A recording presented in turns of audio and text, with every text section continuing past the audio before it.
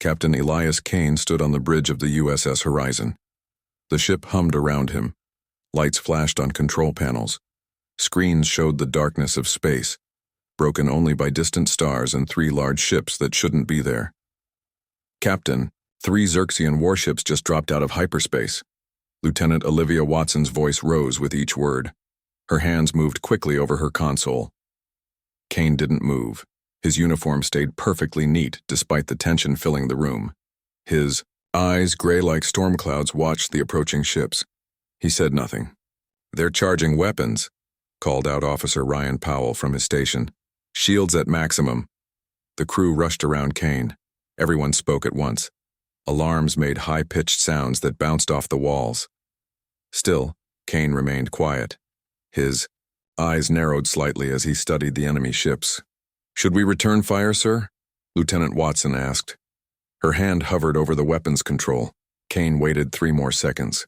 When he finally spoke, his voice barely rose above a whisper. "All stop." The bridge fell silent. Every crew member froze. "Sir?" Watson asked. "All stop," Kane repeated, just as quietly. "Power down weapons." No one moved at first. Then, slowly, they followed his orders. The horizon slowed to a complete stop. The weapons system shut down with a soft whine. "But sir," Officer Powell said, "they outgun us 3-1. Kane didn't explain. He didn't need to. His crew knew his record. 5 years ago, he had ended the Centauri conflict with just 4 whispered words. 2 years before that, he had saved an entire colony without firing a single shot. When Kane gave an order, people listened, even when the order seemed strange. On the main screen, the Xerxian ships slowed their approach. They had expected the horizon to run or fight. Now they hesitated, confused by this strange behavior. "Open a channel to the lead ship," Kane said. Watson pressed several buttons. "Channel open, sir." Kane stepped forward. "This is Captain Elias Kane of the Earth vessel Horizon. We are on a peaceful mission. We seek no conflict with the Xerxian Empire." The screen flickered. A tall figure appeared. The Xerxian commander had blue-gray skin and 6 eyes arranged in a circle on his face. He wore black armor with sharp edges. "Human ship," the commander said. "You have entered restricted space. Your kind is not welcome here." Kane nodded slightly. "We received no warning buoys or signals. If this area is now claimed by the Xerxian Empire, we will withdraw with your permission." The commander's eyes blinked in sequence. "You do not beg or threaten." "No," Kane said simply. A long silence followed. The Xerxian studied Kane carefully. Most human captains would now be shouting threats or offering bribes, the commander said. Kane allowed a small smile. "I am not most captains." Another long pause. "No," the Xerxian finally said. "You are the one they call the Quiet Captain, the one who ended the Proxima conflict." Kane said nothing to confirm or deny this. The commander made a gesture to someone off-screen. "We will escort you to the edge of this sector. Follow our lead ship precisely." The screen went dark. Watson let out a breath she had been holding. "How did you know they wouldn't just blast us out of space, sir?" Kane turned to her. His voice remained soft. "Xerxians respect strength, but they define it differently than most species. To them, uncontrolled emotion is weakness. Calm is power." Powell shook his head in amazement. "So by not raising your voice, I showed strength," Kane finished. "Plot course to follow their lead ship, Lieutenant Watson." "Yes, sir." As the horizon fell in line behind the Xerxian vessels, the crew returned to their duties. The danger had passed. Not one shot had been fired. Not one life had been lost. And Captain Elias Kane had never needed to raise his voice. Some said he never did, and somehow the entire galaxy still listened. Admiral Patricia Rivera sat at her desk on Earth, reading Captain Kane's mission report on her tablet. Her office overlooked the sprawling grounds of Fleet Command, where young officers trained below. She frowned as she finished the report. "He did it again," she said to her assistant, Commander Frank Woods. "Faced down 3 Xerxian warships and didn't fire a single shot." Woods nodded. "That's why they call him the Quiet Captain. Rivera put down the tablet. The brass doesn't know what to make of him. His methods are unusual, but his results speak for themselves. 27 successful missions, Woods said. No casualties. And barely a raised voice, Rivera added. She stood and walked to the window. I remember him as a young ensign. Even then he was different. On the other side of the solar system, the USS Horizon docked at Jupiter Station for resupply. Captain Kane walked through the quiet hallways of his ship. Most of the crew had gone to enjoy shore leave, but Kane preferred the empty corridors. He entered his private quarters and looked at the small shelf above his desk. A single photograph stood there, a group of young officers in uniform. Kane was among them, much younger, standing next to an older man with commander stripes. Kane touched the image. Hello, Captain Phillips. His mind drifted back 15 years. He was just Ensign Kane then, serving on the USS Dauntless under Captain Gregory Phillips. They had been patrolling near Proxima Centauri when the attack came. The Dauntless shook as enemy fire hit its shields. Alarms blared throughout the ship. On the bridge, Captain Phillips shouted orders, his voice growing hoarse as the battle continued. Return fire. Full power to forward shields. The young Kane worked frantically at his station. Smoke filled the bridge's consoles exploded around them. They can't hear you, sir, the communications officer yelled over the chaos. Engineering isn't responding, Phillips shouted louder, trying to be heard over the alarms and explosions. Evacuate. All hands to escape pods. Kane helped wounded crew members to the escape pods. The ship broke apart around them. When he reached his assigned pod, Captain Phillips stumbled in after him, bleeding from a head wound. The escape pod launched, tumbling away from the dying Dauntless. Inside, the survivors watched through the small window as their ship exploded in a ball of fire. Captain Phillips lay on the floor of the pod, his breathing shallow. Kane knelt beside him. Sir, save your strength, Kane said. Phillips grabbed Kane's arm with surprising strength. Listen to me, Elias, he whispered, his voice barely audible after hours of shouting. They couldn't hear me when it mattered. You did everything you could, sir, Kane said. Phillips shook his head slightly. No, in space, in battle. Shouting just adds to the noise. He coughed, blood appearing on his lips. The voice they strained to hear, that's the one that matters. Those were the last words Captain Phillips ever spoke. He died before the rescue ships arrived. Only 12 crew members from the Dauntless survived. Kane never forgot his mentor's final lesson. Back in the present, Kane put the photograph down. His personal communicator beeped. It was Lieutenant Watson. Captain, sorry to disturb you during shore leave, she said through the small device. It's fine, Lieutenant, Kane replied softly. What is it? We've received new orders from Fleet Command. Admiral Rivera wants us to report to Starbase 7 immediately. The diplomatic station? Kane asked. Yes, sir. Apparently there's a situation brewing between 3 species, and they've specifically requested you as mediator. Kane nodded, though Watson couldn't see him. Inform the crew. We depart in 3 hours. Yes, sir. Kane looked once more at the photograph of Captain Phillips. They want someone who knows when to be quiet, he said to the image. I think you'd approve. He turned and prepared for the mission ahead, knowing that sometimes the softest voice carried the furthest. Starbase 7 hung in space like a giant metal flower. Its 5 arms extended from a central hub, each one housing representatives from different planets. The USS Horizon approached slowly, its engines humming softly. On the bridge, Captain Kane watched the station grow larger on the view screen. Quite a sight, said Communications Officer Daniel Freeman. I've never been to Starbase 7 before. It's where the hard problems go, Kane replied quietly. When species can't solve their issues through normal channels. Lieutenant Watson looked up from her console. Sir, we're receiving a transmission from the station. A face appeared on the screen. A woman with short gray hair and the uniform of a senior diplomat smiled at them. Captain Kane, welcome to Starbase 7. I'm Director Susan Ellis. Thank you for coming so quickly. Kane nodded. We came as soon as we received the orders, Director. What's the situation? Director Ellis's smile faded. 3 species on the brink of war. The Vex, the Lyrids, and the Morrigan. They've agreed to peace talks, but only if you mediate. Me specifically? Kane asked, one eyebrow rising slightly. Your reputation precedes you, Captain. They've all heard how you resolved the Centauri conflict. She paused.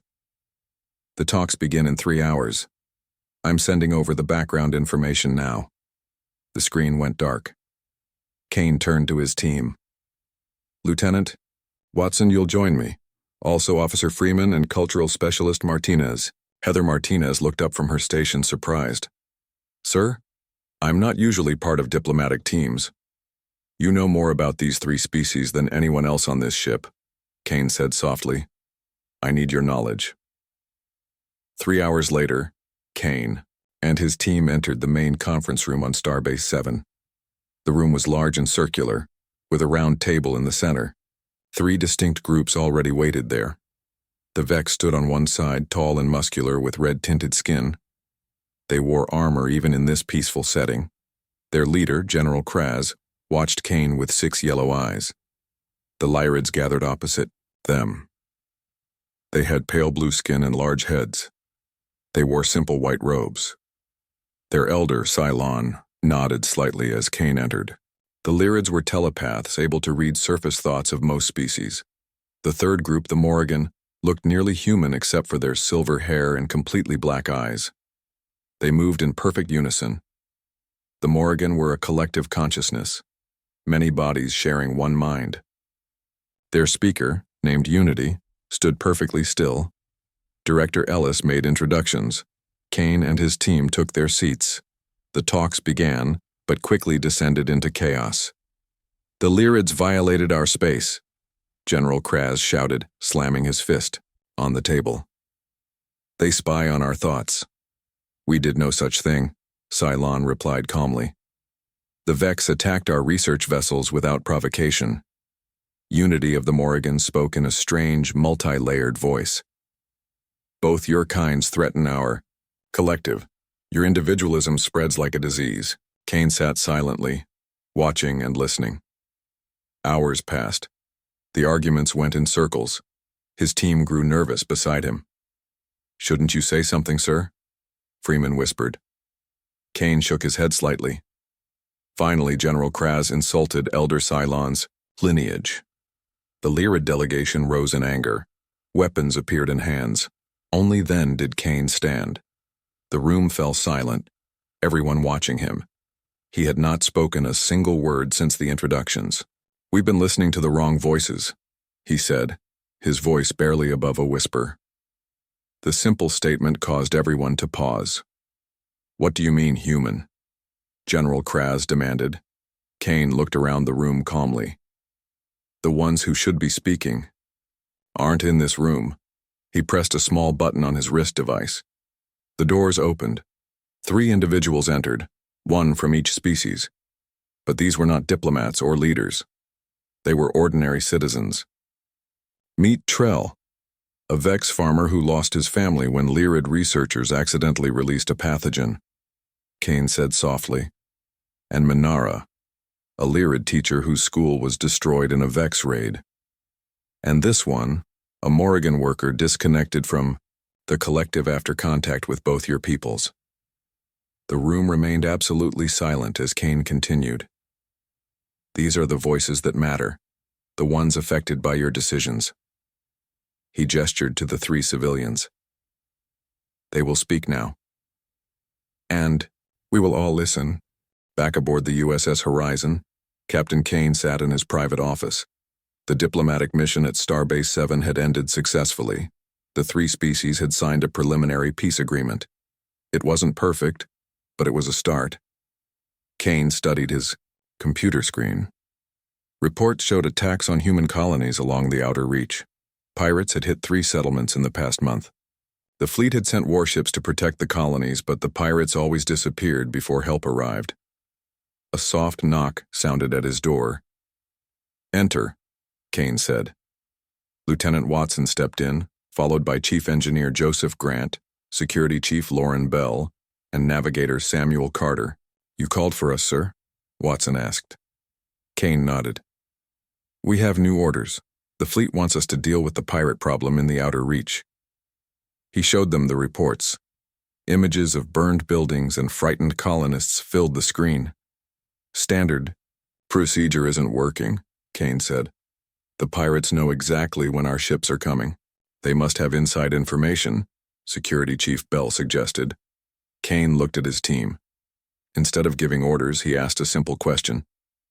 What aren't we hearing? The room fell silent as everyone considered his words. Finally, Navigator Carter spoke up. The pirates know when our ships are coming because someone is telling them. An informant, Engineer Grant added. Someone in the communication network. But who? Lieutenant Watson wondered. Kane didn't answer directly. He tapped his finger on his desk, thinking. Let's try a different approach. Instead of chasing the pirates, we'll let them come to us. Over the next hour, Kane guided the conversation with only occasional questions. The team built a plan together. They would spread false information about a poorly defended colony. Meanwhile, the Horizon would wait there with all systems at minimal power. No standard communications, Kane instructed quietly. The pirates have ears everywhere. 3 days later, the Horizon floated silently near a small colony on the planet Archer's world. The ship ran on minimal power. No lights showed on its hull. It looked like a dark shadow against the stars. On the bridge, Kane and his team waited. They spoke in whispers, if at all. Contact, Lieutenant Watson said softly. Ship dropping out of hyperspace near the colony. The main screen showed a large vessel with mismatched hull plates and visible weapons. The pirate ship. Kane made a small hand gesture. His crew knew what to do without him saying a word. They had practiced this plan for days. The Horizon glided silently toward the pirate ship, still running dark. The pirates, focused on the colony below, didn't notice them approaching. When they were in position, Kane made another small gesture. Electromagnetic, pulse ready, Chief Engineer Grant whispered. Kane nodded once. The EMP shot out from the Horizon, hitting the pirate ship. Their systems shut down immediately. Before they could recover, the Horizon powered up and surrounded them. Boarding parties ready, Security Chief Bell reported. Go, Kane said simply. Bell led a team across to the pirate ship. They met little resistance. Most systems were still down from the EMP. Within an hour, the pirate crew was secured in the Horizon's brig. The captain of the pirate ship, a large man with a scarred face, was brought to Kane's office. Captain Desmond Lynch, Security Chief Bell announced. Leader of the Red Nova Pirates. Lynch glared at Kane. You tricked us. You violated the rules of engagement. Kane said nothing, just watched Lynch calmly. When the other pirate crews hear about this, they'll come for you, Lynch threatened. They'll hunt you down. They'll destroy your ship and everyone on it. Kane raised one finger slightly. Lynch stopped talking, surprised by his own reaction to this small gesture. In the silence that followed, Kane finally spoke. Tell me who gives you the fleet information. Lynch laughed. I'll never tell you anything. Kane leaned forward slightly. His voice remained soft, but each word carried weight. Help us stop this war or start a bigger one. 7 simple words. Lynch stared at Kane for a long moment, then his shoulders slumped. You're him, aren't you? The quiet captain. Lynch shook his head. Fine. I'll tell you what you want to know. Kane nodded. Once again, he had won without raising his voice. The USS Horizon approached Earth after completing its mission against the pirates. Captain Kane stood on the bridge, watching his home planet grow larger on the screen. His mission had been successful. The pirate captain, Desmond Lynch, had revealed the name of the fleet officer who had been selling information. Several pirate bases had been found and shut down. Captain, Lieutenant Watson said, we're receiving a message from Fleet Command. Admiral Rivera wants to see you as soon as we dock. Alone. Kane nodded. This was unusual, but he showed no reaction. 6 hours later, Kane walked through the underground hallways of a secret facility. The guards had taken him deep beneath the Alaskan tundra to a place not on any official maps. The air was cold and smelled of metal. A tall woman in a black uniform waited for him in a large room filled with screens and computers. People worked quietly at stations around them. "Captain Kane," she said, extending her hand.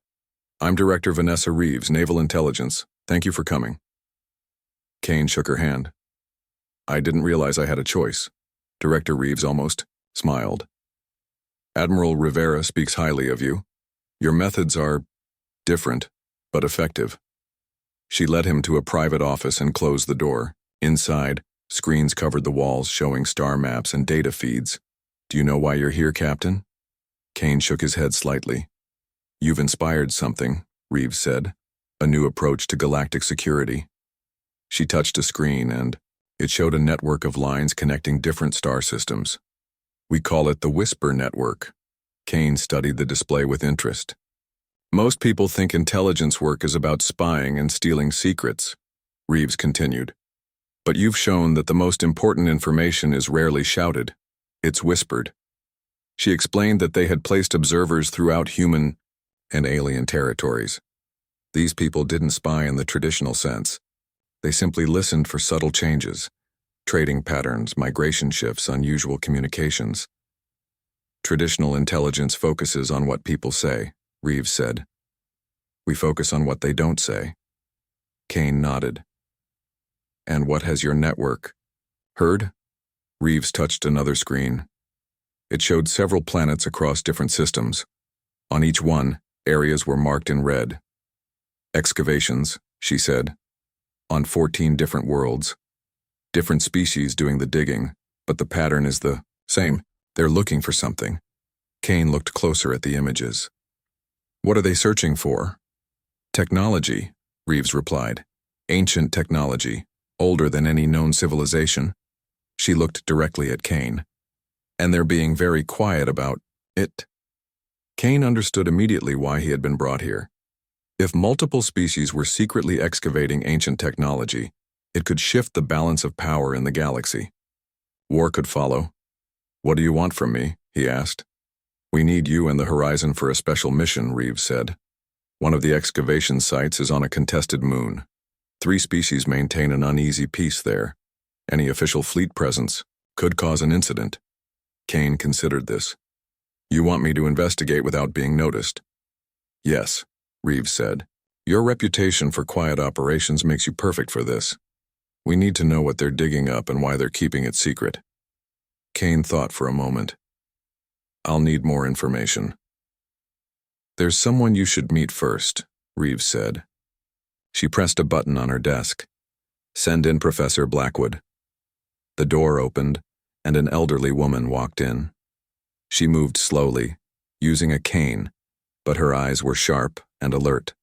Her white hair was tied back in a simple bun. "Captain Kane," she said in a clear voice, "I've heard much about you." "Professor Margaret Blackwood," Reeves introduced, "the leading expert on pre-galactic civilizations." "Theoretical civilizations," Blackwood corrected. "Until now we had no proof they existed." She looked at Kane with intensity. "Now someone has found something, and they're hiding it." Kane nodded. "Tell me what I need to know." "First," Blackwood said, "understand this. Some things are kept quiet not as strategy but out of fear." She placed an old book on the desk. "What they've found might change everything we know about the galaxy, and not everyone wants change." Kane understood. His quiet voice would need to uncover the loudest secret in the galaxy. The moon of Vega Prime hung like a gray pearl in space. Its surface was covered with craters and mountains. Parts of it glowed with the lights of small settlements. Captain Kane looked at it through the viewport of a small civilian transport ship. He no longer wore his fleet uniform. Instead, he dressed in plain clothes like any ordinary researcher. Beside him, Security Chief Lauren Bell and Cultural Specialist Heather Martinez were similarly disguised. "Remember," Kane said softly, "we are independent scientists studying moon dust, nothing more." Bell nodded. "The excavation site is in the northern region, in an area claimed by all 3 species." Martinez added, "The Rigelians, The Arcturians and the Tau have fought over this moon for decades. The fact that they're working together now is strange. Their transport ship landed at a small spaceport. The three humans gathered their equipment and moved through customs easily. No one looked twice at another group of scientists. They rented a ground vehicle and drove north across the dusty surface. Mountains rose in the distance under the strange green light of the Vega star. After 3 hours, they reached a ridge overlooking a large valley. Kane stopped the vehicle and took out binoculars. Below them, dozens of beings from different species worked around a massive hole in the ground. Machines dug deeper into the moon's surface. Armed guards patrolled the perimeter. At least 12 different species down there, Martinez whispered in surprise. Some of them don't even talk to each other normally. Kane watched silently. These species had histories of war and distrust, yet here they worked together without conflict. Something's not right, Bell said. Look at how they move, it's too perfect. Kane noticed it too. The workers moved with strange precision. Never arguing or stopping to rest, they barely spoke to each other. We need to get closer, Kane decided. They drove to a small research outpost nearby. It served as a supply station for the various scientific teams on the moon. Kane approached the manager, showing fake identification. We're here to study dust samples, he explained quietly. We heard there's an interesting excavation nearby. The manager, a tired-looking human named Peter Wilkins, shrugged. Yeah, big international project, been going on for months, they keep to themselves. Who runs it? Bell asked casually. Some human scientist. Dr. Carver, I think. Used to be famous. For something. Kane recognized the name immediately. Dr. Adam Carver had been a celebrated xenoarchaeologist who specialized in cross-species communication. He had disappeared from academic circles 10 years ago. Do they ever come here for supplies? Martinez asked. Once a week, Wilkins said. Should be here tomorrow, actually. The next day, Kane positioned himself in the outpost's small cafeteria. Bell and Martinez sat at different tables watching the entrance. A group of researchers entered. Most were not human, but their leader was. Dr. Adam Carver looked older than in his pictures, with gray hair and lined skin, but his eyes were strangely bright, almost glowing. Kane arranged a seemingly accidental meeting, bumping into Carver at the supply counter. I apologize, Kane said softly. Carver looked at him. No harm done? He paused. You're new here. Just arrived. Studying moondust composition. Kane introduced himself with a false name. Interesting, Carver said, but he didn't sound interested. What brings you to this specific moon? Instead of answering directly, Kane stayed silent, watching Carver. Most people found silence uncomfortable and would fill it with words. Kane had used this technique in countless negotiations. It worked. Carver began to talk about his own work, vague references to universal harmony and the end of misunderstanding. Imagine a galaxy where no one misunderstands each other, Carver said, his eyes intense. Where thoughts flow freely between minds. No wars, no conflicts. Sounds perfect, Kane said neutrally. It will be, Carver replied with strange certainty. Later, back at their temporary quarters, Martinez reported her findings. The technology they're digging up appears to be components of a massive communication device. Theory suggests it could allow instant, perfect understanding between minds across vast distances. Why keep it secret? Bell wondered. We need to see the actual site, Kane decided. That night, Bell went to investigate the restricted area of the excavation. She didn't return. Captain Kane and Martinez searched for Bell all night without success. By morning, they were worried. Bell was not just missing, she had vanished completely. We need to contact the Horizon, Martinez suggested. Kane shook his head. Too risky. Any transmission might be detected. He looked toward the excavation site in the distance. We'll go there directly. They approached the main entrance to the excavation site. 2 guards stopped them. Identification, one guard demanded. Kane showed his fake researcher papers. We're looking for our colleague. She went for a walk last night and never returned. The guards looked at each other. Then one touched his communication device. Dr. Carver, some researchers are looking for a missing person. A minute later, Dr. Carver himself appeared. He smiled at Kane, but the smile didn't reach his eyes. Ah, the moondust researcher. What seems to be the problem? Our friend is missing, Kane said softly. She went out last night to collect samples. Carver's expression showed no concern. She may have entered a restricted area. For her safety, we sometimes need to hold people for questioning. May we see her? Kane asked. Of course, Carver said too quickly. Please follow me. He led them into the excavation site. Kane noticed cameras everywhere, watching every movement. Workers of different species moved in perfect coordination, almost like machines. They descended in an elevator, going deep beneath the moon's surface. The walls changed from rough stone to smooth metal, something built long ago. What is this place? Martinez asked, her eyes wide. The greatest discovery in galactic history, Carver said proudly. A communication hub built by an ancient species. We call it the Harmony. The elevator opened into a massive chamber. In the center stood a strange device with glowing parts. Workers adjusted components while others studied control panels covered in unknown symbols. And there was Belle. She stood by a console, working calmly. But something was wrong. Her movements were too precise, her face too peaceful. Belle? Kane called. She turned. Hello, Captain, I'm glad you're here. Her voice sounded flat, without emotion. What happened to you? Martinez asked. Belle smiled slightly. I've been inducted into the project, I understand now. Carver stepped forward. Your friend wasn't harmed. She was enlightened. He gestured to the device.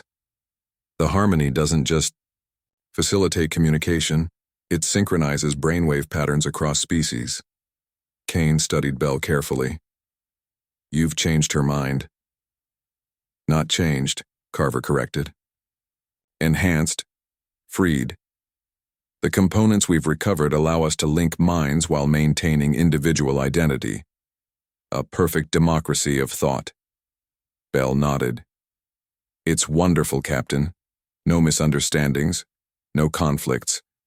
We share a collective consciousness while remaining ourselves. How many people have you connected? Kane asked quietly. Just our leadership team so far, Carver replied. About 30 beings from different species. But soon, we'll expand this across the galaxy. His eyes glowed with fanatical belief. We'll end war and misunderstanding forever. Kane listened, showing no reaction. Martinez shifted nervously beside him. Would you like to join us? Carver asked. Experience the Harmony yourself? Kane took a moment before speaking. When he did, his voice remained soft but carried throughout the chamber. You're not offering understanding, he said. You're eliminating difference. The simple statement caused visible reactions among the connected researchers. Some blinked rapidly, others frowned. Even Belle seemed confused for a moment. What do you mean? Carver asked, suddenly less certain. True communication requires distinct voices, Kane continued. Different perspectives. You're not creating harmony, you're enforcing uniformity. Belle's face showed conflict. Kane's words had reached something in her that remained independent. He's wrong, Carver said quickly. The captain doesn't understand. But doubt had entered the connected minds. The unified purpose wavered. Kane saw his opportunity. He stepped toward Belle and spoke only to her. Remember your oath to the fleet, Lauren, to protect freedom, including freedom of thought. Belle's eyes cleared slightly. In that moment of confusion, Kane moved to a control panel and pulled a critical component from the Harmony device. Alarms blared. The lights in the chamber flickered. Run, Kane told Martinez. Back to the elevator. As chaos erupted around them, Kane grabbed Belle's arm and pulled her along. The connection was temporarily broken. Their escape had begun. Captain Kane stood before the Galactic Council on Earth. The large chamber was filled with representatives from 37 different species. Some floated in special tanks. Others needed breathing masks. All watched Kane with interest. It had been 2 weeks since their escape from Vega Prime. The USS Horizon had arrived just in time to rescue Kane, Martinez, and Belle from the chaos at the excavation site. Bell had recovered slowly as the effects of the Harmony device wore off. "Captain Kane," said the council leader, a tall human woman named Diana Foster. "You have seen this Harmony technology firsthand. The council must decide how to respond to this threat." Many representatives shouted at once. Some demanded immediate military action against the Harmony movement, which had spread to 16 different worlds. Others wanted to study the technology for themselves. Kane waited silently until they finished. The room gradually fell quiet, everyone curious what the famous quiet captain would say. Instead of speaking, Kane placed a small device on the table before him. "This is a component of the Harmony technology," he explained softly. "Recovered from Vega Prime." The council members leaned forward to see it better. The small metal object looked harmless. "Listen," Kane said. Although no sound came from the device, everyone in the room felt a strange pressure in their minds. It wasn't painful, but it created a sense of connection with those around them. Surface thoughts became shared experiences. For 30 seconds, the council members experienced the beginning of synchronization. Then Kane deactivated the device. The pressure vanished. "That's how it begins," he explained quietly. "Not with force, but with the promise of perfect understanding." The council chamber remained completely silent. "The technology isn't inherently evil," Kane continued, "but it removes choice. It eliminates the beautiful complexity of different minds thinking differently." He walked slowly around the table. "I don't recommend destroying this technology. That would only drive it underground." "What do you suggest, Captain?" asked the representative from Rigel. Kane looked at each council member in turn. "Adaptation, not destruction. My team, working with Professor Blackwood and scientists from multiple species, has modified the Harmony." He gestured, and Professor Blackwood entered the chamber.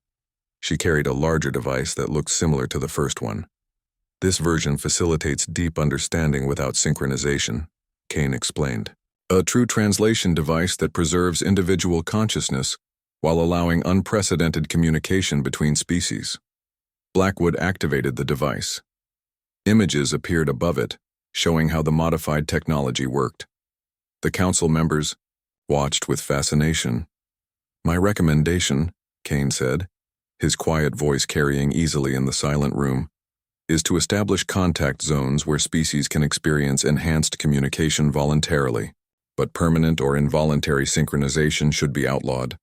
The council debated Kane's proposal for hours. In the end, they agreed. The modified Harmony technology would be shared, but the original version would be restricted. Days later, on the bridge of the USS Horizon, Lieutenant Watson approached Kane. "Setting course for the Andromeda sector, sir?" she asked. Kane nodded, looking out at the stars. "May I ask a question, Captain?" "Of course." "How did you know your approach would work with the Council?" With so many different species and opinions, most people would have given a long speech or tried to convince each representative individually. Kane was quiet for a moment. Then he answered with unusual openness. "The universe isn't meant to speak with one voice. Its beauty lies in the harmony of distinct notes." Watson smiled, understanding what he meant. Different voices, different opinions, different minds, all valuable in their uniqueness. Kane turned to the crew, ready for their next mission. When he gave his command, his voice was characteristically soft. "Ahead, 1/4 impulse. Let's see what's out there." The crew fell silent to hear him. They always did. His words carried weight precisely because he used them so carefully, and as the horizon moved forward into the vast darkness of space, Kane stood quietly at its center, the captain who never raised his voice but whom the galaxy had learned to hear.